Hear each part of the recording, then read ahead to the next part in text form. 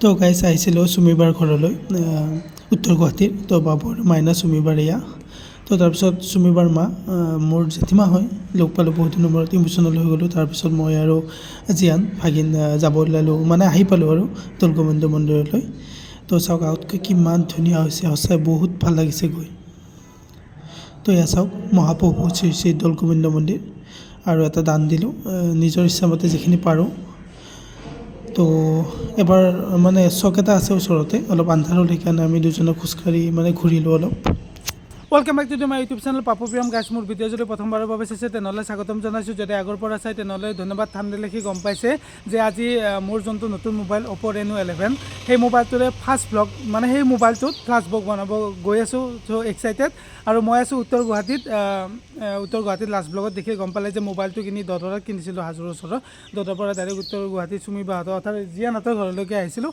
কেনেকৈ কি কৰিম গোটেইখিনি শ্বেয়াৰ কৰিম, বলক আজিৰ ব্লগটো ষ্টাৰ্ট কৰোঁ। তো গাইছ এতিয়া মই আছোঁ চুমিবাৰ ঘৰত উত্তৰ গুৱাহাটীত। তো মোৰ লগত আছে জিয়ান আৰু কৃষ্ণাংগী, হয়নে? কৃষ্ণাংগী নে? তোমাৰ নামটো কৈ দিয়া। কৃষ্ণাংগী। আৰু তোমাৰ নাম? ইয়া কি কোৱা? জিয়ান দাস। তো এতিয়া আমি অলপমান ফুৰিব যাম এনেকুৱাকৈ ইহঁতৰ গাঁৱৰ ৰাস্তাটো চাই থাকোঁ। গাঁৱে আৰু চহৰ। কোৱা ইভিনিং ৱাক কৰিব যাম। এতিয়া আমি ক'ত যাম কৃষ্ণাংগী? এতিয়া আমি ক'ত যাম? ইভিনিং ৱাক কৰিব যাম ন? ইভিনিং ৱাক কৰিব যাম। ভাবিছোঁ যে কি দৌলগোবিন্দত যাম মোৰ স্কুটিখন লৈ, আৰু বাইদেউহঁতক ক'ৰবালৈ যাব। তো জিয়ান আৰু মই থাকিম ন এতিয়া অকলে, মাইনাও গুচি যাব মাৰ লগত, হয়নে?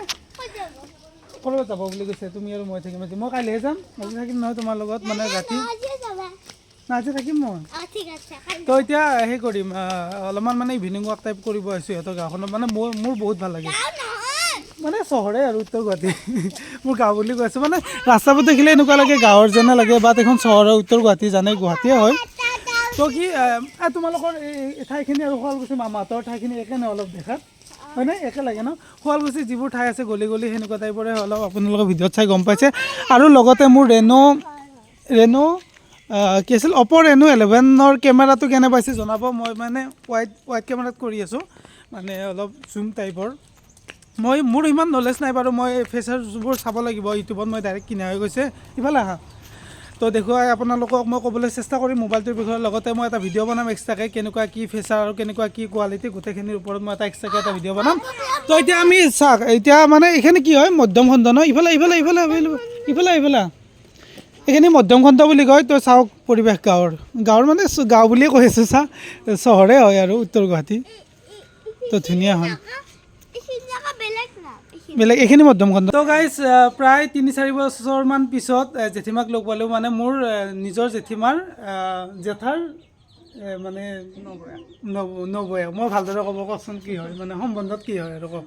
মানে জেঠাইকৰ মানে নবৌক জ্যেষ্ঠকৰ।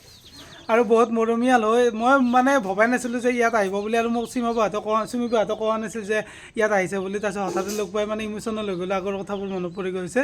আৰু লগতে আৰু এনেকৈ আশীৰ্বাদ দি যাব, আৰু এনেকৈ অহা যোৱা কৰি থাকিম বাৰু। বহুত বছৰ মূৰত লগ পাইছোঁ। মানে কেনেকুৱা হয়, কিছুমান ঘৰৰ মানুহ যদি হঠাতে লগ পোৱা যায়, বা কৰ্মৰ ক্ষেত্ৰত আৰু কৰ্মৰ ব্যস্ততাৰ মাজত যদি লগ পোৱা যায়, তেনেহ'লে ভাল লাগি যায়, আগৰ কথাবোৰ মনত পৰি যায়। আপোনালোকে ফিল কৰিব পাৰিছে কথাটো। তো মানে লগ পাই বহুত ভাল লাগে, সৰুৰ পৰা লগ পাইছোঁ, বহুত মৰমীয়াল হয়। তো এনেকুৱা আৰু মানে এতিয়া যিহেতু দেখা দেখি হ'লেও আৰু অহা যোৱাটো বেছি পাৰে, নিজৰ মাৰ দৰে আৰু। তো মানে গম পাইছে আমাৰ বণ্ডিংটো কেনেকুৱা হ'ব পাৰে। তো ভিডিঅ'টো চাই থাকক। আৰু এতিয়া দৌলগোবিন্দ মন্দিৰ যাম মই আৰু জিয়ান ভাইটি, তো চাই থাকক। তো গাইছ এতিয়া যাব ওলাইছোঁ জিয়ান আৰু মই। ক'লৈ যাব ওলাইছোঁ? দৌলগোবিন্দ মন্দিৰত বহুত দিনৰ মূৰত। লাষ্ট কেতিয়া গৈছিলোঁ মনত নাই বাৰু, মই পাৰিলে ডেছক্ৰিপশ্যনত লিংকটো দি দিম। এতিয়া জিয়ান আৰু মই পূৰা এনজয় কৰিম ন এইখিনি টাইম। আন্ধাৰ হ'বই প্ৰায় লাহে লাহে, এতিয়া 4:30 বাজি গ'ল। তো গৈ আছোঁ ডাইৰেক্ট আপোনালোকক দৌলগোবিন্দ মন্দিৰত লগ পাম। ফাইনেলি আহি পালোঁ দৌলগোবিন্দ মন্দিৰ উত্তৰ গুৱাহাটীত থকা। কেনেকুৱা লাগিছে জিয়ান? এতিয়া জিয়ানে আজি মোৰ লগত আহিছে, তাক লৈ আহিছোঁ। আৰু জল্দি যাব লাগিব ঠাণ্ডা যিহেতু। চাওক মহাপ্ৰভু শ্ৰী শ্ৰী দৌলগোবিন্দ মন্দিৰ ভিতৰলৈকে যাম। মই বহুত দিন আগতে আহিছিলোঁ, আৰু ইফালৰ পৰা এনেকৈ আহিছোঁ, আমাৰ ইফালে এনেকৈ যাব পাৰি। ভিতৰলৈ সোমাই যাম, আৰু ঠাণ্ডাও বহুত, মানে লাহে লাহে ঠাণ্ডা পৰিছে যিহেতু 5টামান বাজিব এতিয়া। তো ভিতৰলৈ এণ্ট্ৰি হ'লোঁ বহুত দিনৰ মূৰত। ইয়াৰ হ'ল চাকি জ্বলোৱা গৃহলৈ, ইয়াত চাকি জ্বলাই।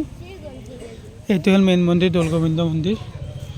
আৰু এয়া চাওক ফিল্ডখন, ইয়াৰ এৰিয়াটো কেনেকুৱা লাগিছে বঢ়িয়া লাগিছে তো কোৱা মোৰ চেনেলটো ছাবস্ক্ৰাইব কৰিব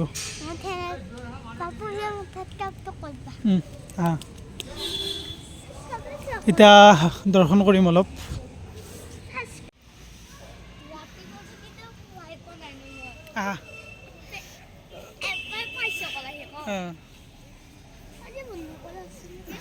কি মজা লাগিছে মোৰ চোৱা কেমেৰা আন্ধাৰ হ'লেও পোহৰ হয় দেখিছানে কি ধুনীয়া কেমেৰা এইটো হ'ল গেট মেইন গেটটো তাৰ পৰা সোমাই আহিলোঁ সোমাই এখন ফিল্ড পাব লগতে ইয়াত লিখা আছে শ্ৰী শ্ৰী দৌলগোবিন্দ মন্দিৰৰ ৰভাঘৰ আৰু অস্থায়ী নাটঘৰ ইয়াত নাটকো হয় লগতে এইটো হ'ল মেইন মন্দিৰ মহাপ্ৰভু শ্ৰী শ্ৰী দৌলগোবিন্দ মন্দিৰ তো ইয়াৰ ভিতৰলৈকে যাম দৰ্শন কৰিম তো আপোনালোকে ভিডিঅ'টো ধুনীয়াকৈ শেষলৈকে চাই থাকক নে কি ভিডিঅ'টো শেষলৈকে চাই থাকিলে হ'ল হয়নে ইয়াত ভৰি ধোৱাৰো ব্যৱস্থা ধুনীয়াকৈ কৰি থৈ দিছে ভৰি ধুই পিনে মানে ভিতৰলৈকে যাব পাৰিব ধুনীয়াকৈ তো আমি জিয়ান আৰু মই ভৰি ধুই লওঁ এনেই নিয়মটো কৰিলেই হ'ল আৰু এতিয়া দৰ্শন কৰিম ভিতৰত গৈ আমি ভৰি ধুই আহিলোঁ এতিয়া আমি দৰ্শন কৰিম ভিতৰলৈকে যাম এইফালে অঁ তো এইটোৱেই সীমা মই ফাৰ্ষ্ট কেতিয়া আহিছিলোঁ জানা জিয়ান যেতিয়া মই ক্লাছ 8ত পঢ়ি আছিলোঁ অঁ 8ত পঢ়ি থাকোঁতে ফাৰ্ষ্ট আহিছিলোঁ এইটো মন্দিৰত অঁ আৰু ওপৰৰ পৰা ভিউটো চাওকচোন অঁ হয় তেতিয়া ইমান সেই হোৱা নাছিল বনাই আছিল তো চাওক নামঘৰ মানে মেইন ঘৰ লাকি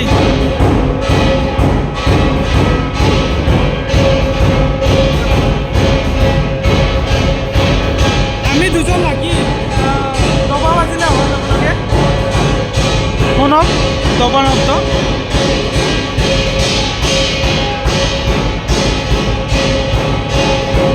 আমি দুজন সঁচাই লাগি যেতিয়া মানে মেইন নামঘৰত আহিছোঁ ন মানে মেইন মন্দিৰটোলৈকে অহাৰ লগে লগে দবা বাজিছে তো ইয়াৰ লাকি তো এতিয়া আপোনালোকে এবাৰ দেখুৱাওঁ আৰু মই ক্লাছ 8ত আহিছিলোঁ জানানে যে ক্লাছ 8ত আহোঁতে এইটো মানে বনাই আছিল ইমান মানে অঁ হয় হয় এইটো ঘৰো নাছিল এইটো ঘৰ বনাইছে পিছত এই যোনটো চাকি জ্বলায় আৰু এই মানে নামঘৰটো চাকি জ্বলোৱা ঠাইখিনি অঁ এই হয় হয় এই মন্দিৰটোৰ পৰা মেইন মন্দিৰটোৰ পৰা ভিউটো চাওক দেখুৱাইছোঁ আৰু এবাৰ চাওক কি ধুনীয়া আৰু এইটো ভিউ বেছি ভাল লাগিছে ন ধুনীয়া লাগিছে ন মানে মই যেতিয়া আহিছিলোঁ তেতিয়া মানে ইমান হেৰি নাছিল আৰু অঁ এতিয়া মানে বেছি নতুনত্ব মানে বেছি হেৰি কৰিছে আৰু ধুনীয়া কৰিছে তো চাওক পিকচাৰ্ছবোৰ চাওক কি ধুনীয়া তো গাইছ আপোনালোকে যদি আহিব বিচাৰে দৌলগোবিন্দ মন্দিৰলৈ আপোনালোকে আমিনগাঁৱৰ পৰা আহিলে মিনিমাম 10-15 কিলোমিটাৰমান আহিব লাগিব আপোনালোকে গুগল মেপ ইউজ কৰিলে হৈ যাব পাই যাব আৰু লগতে ৰূপপুৰৰ কাষতে হয় লগতে আপোনালোকে গুৱাহাটী যদি ফেৰীৰে আহে তেনেহ'লে মধ্যমখণ্ডৰ যোনটো ফেৰী ঘাট তাৰ পৰা নামি অলপমান দূৰ আহিলেই পাই যায় তো মধ্যমখণ্ডৰ পৰা বেছি দূৰ নহয় তো আপোনালোকে যদি ফেৰীৰে আহে মধ্যমখণ্ড ঘাটৰ পৰা বেছি দূৰ নহয় ডাইৰেক্ট আহি যাব পাৰে গুগল মেপ চাই বা লোকেল মানুহক সুধি বা আপোনালোকে যদি আমিনগাঁৱৰ পৰা আহে তেনেহ'লে মিনিমাম 10-15 কিলোমিটাৰমান আহিব লাগিব তো সেয়াই চাওক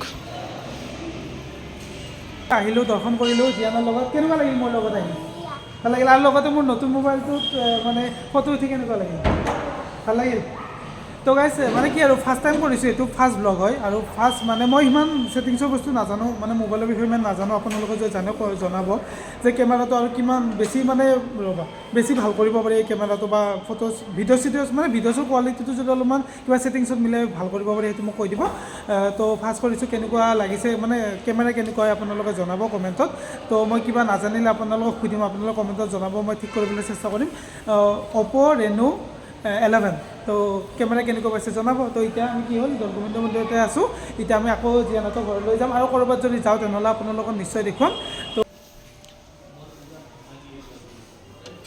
কৃষ্ণ বহিলোঁ আমি যাম বুলি ভাবিছিলোঁ তাৰপিছত ভাবিলোঁ কি 10 মিনিট বা 20 মিনিট চিল কৰি দিওঁ আৰু আপোনালোকে ইয়াত যদি গধূলি টাইমত আহে বা ৰাতি আহে ইমান ধুনীয়া মানে গধূলি আহিলে বেছি ভাল মোৰ মতে মোৰ মানে এক্সপিৰিয়েঞ্চৰ ফালৰ পৰা কৈছোঁ আপোনালোকে দৌলগোবিন্দ মন্দিৰত যদি আহে তেনেহ'লে গধূলি আহিব গধূলি টাইমৰ পৰিৱেশটো চাওকচোন আপোনালোকে ফিল কৰিব পাৰিছে ভাৰ্চুৱেলি ইয়াত এটা মানে ইয়াত বন্তি জ্বলাব পাৰে ধূপ চাকি আৰু লগতে এইটো মন্দিৰতো পাৰে ধূপ চাকি জ্বলাব লগতে এই মেইন মন্দিৰটো কি ধুনীয়া এটা পৰিৱেশ ন ধুনীয়া লাগিছে ন তো আপোনালোকে যদি পাৰ্ক টাইপৰ ফিল ল'ব আহে তেনেহ'লে গধূলি টাইমত আহক নে কি যে হয়নে গধূলি টাইমত আহা তেনেহ'লে নিশ্চয় ভাল পাব মানে বেছি ভাল পাব তো আমি ভাবিছোঁ 5:30লৈকে বহোঁ তাৰপিছত আকৌ আমি যাম আৰু তোমাৰ পঢ়া কাম আছে লগতে মই আৰ্ট কৰিব লগা আছে হয়নে বৰ্তমান কি কৰিছোঁ দৌলগোবিন্দ মন্দিৰৰ পৰা ওচৰতে এটা চক আছে সেই চকটো লৈ এনেই মানে ৱাক কৰিব ইভিনিং ৱাক টাইপৰ কৰিব আহিছোঁ অলৰেডিটো কৰিছোঁৱেই যিহেতু ঘৰত হয়নে ঘৰৰ ওচৰত তো কেবেজ বুলি এখন আছে কেবেজখন চাই আহিলোঁ মই অলৰেডি আগৰ ব্লগত দেখুৱাইছোঁ মই নেদেখুৱা বাৰু এই যোনটো তিনিআলি দেখা পাইছে এই তিনিআলিটোৰ পৰা অলপমান গ'লে কেবেজ বুলি এখন আছে ডিম্পুতে দেখুৱাইছিল বাৰু মই দেখুৱাইছোঁ ইয়াৰ আগৰ ব্লগত মই যেতিয়া চুমি বাহঁতৰ ঘৰত আহিছিলোঁ তো এতিয়া যাম আৰু এনেকৈ এই দৌলগোবিন্দ মন্দিৰটোৰ এইখিনিত আছে